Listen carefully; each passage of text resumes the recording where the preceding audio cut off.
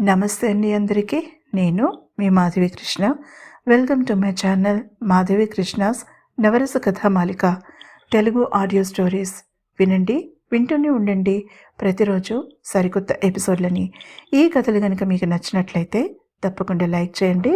అలాగే నా ఛానల్ని సబ్స్క్రైబ్ చేసుకోవడం మర్చిపోకండి. జత వెతికే హృదయానికి 19వ భాగం. నేను పిచ్చిదానిలా రోడ్ల వెంట పరిగెత్తడానికి మీకు ఏమిటి సంబంధమనేగా మీ ప్రశ్న? అర్జున్కి కొంచెం దూరంగా జరిగి చాలా కామ్గా అడిగింది ఆనంద. ఆమె సడన్గా అంత కామ్గా ఎందుకు అయిందో అంతుపట్టకపోయినా నిలువుగా తలాడించాడు అర్జున్.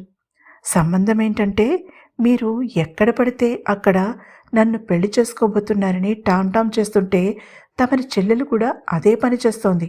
ఊరంతా ఆ విషయం పాకిపోతే చచ్చినట్టు మిమ్మల్ని చేసుకుంటానని మీ ఆలోచన. సూటిగా అతని కళ్ళలోకి చూస్తూ ఆవేశంగా అంది ఆనంద భైరవి. ఆమె అన్నమాట అతని గుండెని సూటిగా తాకింది. కోపం కన్నా బాధ అతని కళ్ళలో కనిపించేసరికి కొంచెం వెనక్కి తగ్గింది ఆనంద. తన మాటలు అతన్ని తీవ్రంగా బాధ పెట్టాయని అర్థమైంది.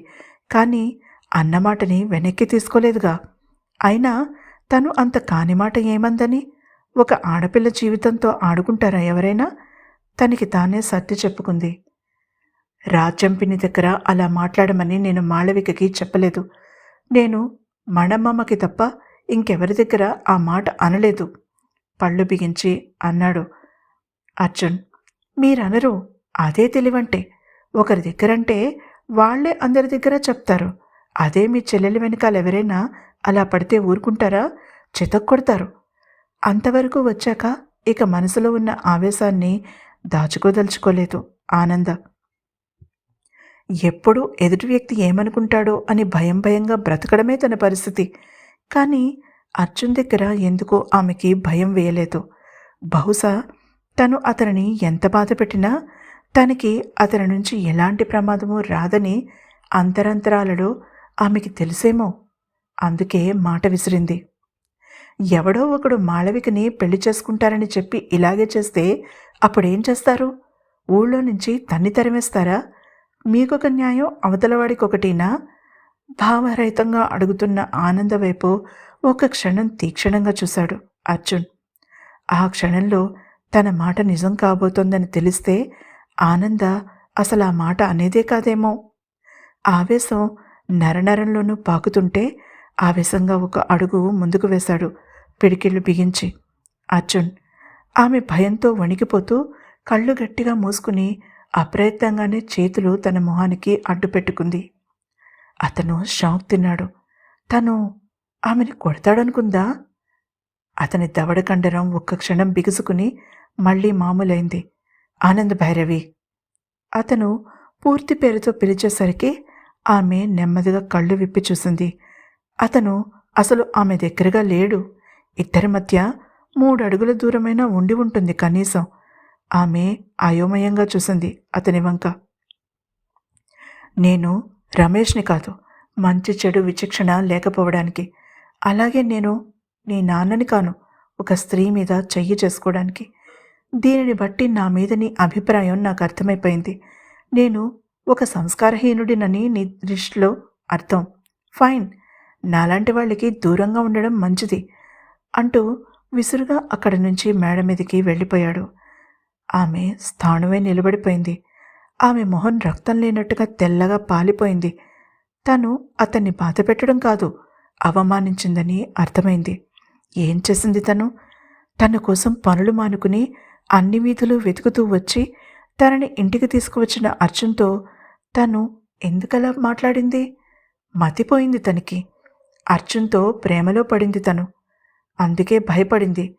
అతను కూడా మిత్రలాగే మోసం చేస్తాడేమో అని. కానీ మిత్రని తను ప్రేమించలేదుగా. అయినా వచ్చినప్పటి నుంచి చూస్తూనే ఉంది అర్జున్ని. పెద్దవాళ్ళంటే గౌరవం, ఎదుటి వ్యక్తికి సాయం చేయాలనే తపన తప్ప వేరే ఆలోచన లేదతనికి. చెల్లెలని అంతలా ప్రేమించేవాడు పరాయి ఆడపిల్లతో బాధ్యతారాహిత్యంగా ఎలా ప్రవర్తిస్తాడనుకుంది? అసలు తనకి బుద్ధి లేదు. మాట్లాడడం చేతకానప్పుడు నోరు మూసుకుని ఉండకుండా పిచ్చిగా ఎందుకు వాగడం? తనని తానే తిట్టుకుంది ఆనంద భైరవి. తను అర్జున్ని ప్రేమిస్తోందనే రియలైజేషన్ రాగానే ఆమెకి శీతాకాలంలో ఐస్ క్రీం తిన్నట్టుగా అనిపించింది. ఒళ్ళు జలధరించింది. గుండె రెట్టింపు వేగంతో కొట్టుకుంది. కడుపులో సీతాకోక చిలుకలు ఎగురుతున్నట్టుగా అనిపించింది. ఎదురుగా ఆ క్షణంలో ఎవరున్నా గట్టిగా కౌగిలించుకుని తన ప్రేమ సంగతి చెప్పాలనిపించింది.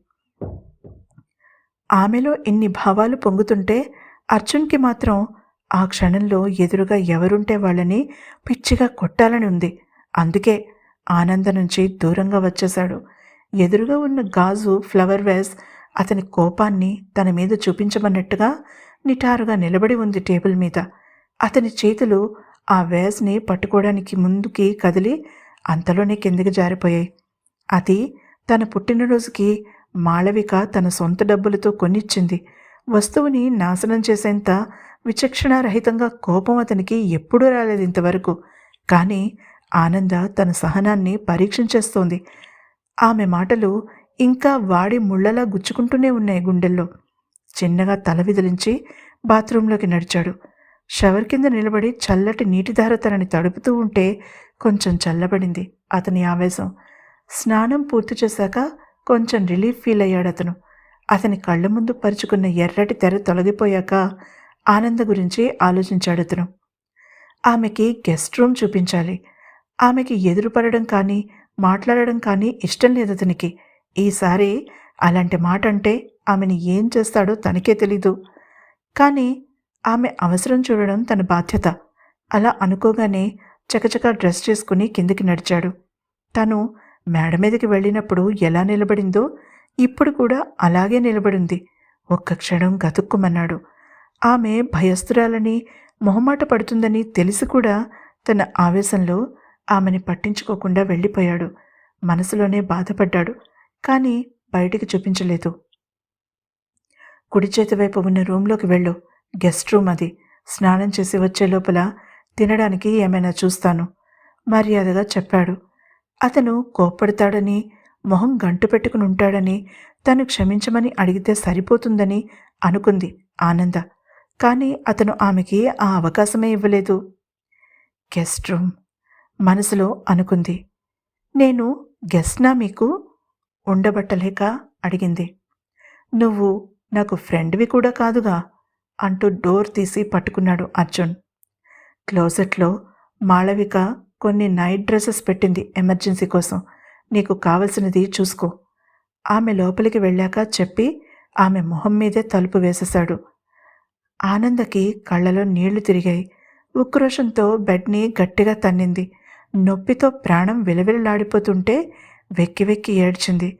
తలుపు బయట నిలబడిన అర్జున్కి వినిపిస్తూనే ఉంది ఆమె ఏడుపు. లోపలికి వెళ్ళాలని ఎంత అనిపించినా తనని తాను నిలవరించుకుని కిచెన్ వైపు నడిచాడు. ఇప్పుడు తను ఆ గదిలోకి ఎంటర్ అయి ఆమెని అలా చూస్తే పరిస్థితి తన చేతిలో ఉండదు. జరిగేదేమిటో అతనికి బాగానే తెలుసు. అందుకే వెళ్ళలేదు. మర్చిపోయిన కోపాన్ని గుర్తు తెచ్చుకున్నాడు. అదే ఇద్దరికీ మంచిది ప్రస్తుతానికి. కూరలు కట్ చేస్తూ అనుకున్నాడు అర్జున్. ఆనంద వచ్చేసరికి గుమగుమలాడుతున్న కిచడీ రెడీగా ఉంది టేబుల్ మీద. ఆమె డైనింగ్ టేబుల్ వైపు ఇబ్బందిగా కదిలింది. అర్జున్ ఆమెని చూడలేదు. కానీ ఆ గదిలో ఆమె అడుగు పెట్టగానే ఆమె పరిమళం అతన్ని చుట్టుకుంది. నెమ్మదిగా తల తిప్పి చూశాడు. అంతే. అతని కళ్ళు పెద్దవయ్యాయి ఆశ్చర్యంతో. ఆమె భుజాల మీద నుంచి జారిపోతున్న అతని టీషర్ట్, ఎక్సర్సైజ్ షార్ట్ వేసుకుని ఉంది ఆనంద. తర్వాత ఏం జరిగిందో తెలుసుకోవాలంటే తప్పకుండా తర్వాతి ఎపిసోడ్ని వినండి. ఈ ఎపిసోడ్ కనుక మీకు నచ్చినట్లయితే తప్పకుండా లైక్ చేయండి, అలాగే షేర్ చేసుకోండి. నా ఛానల్ని సబ్స్క్రైబ్ చేసుకోవడం మర్చిపోకండి.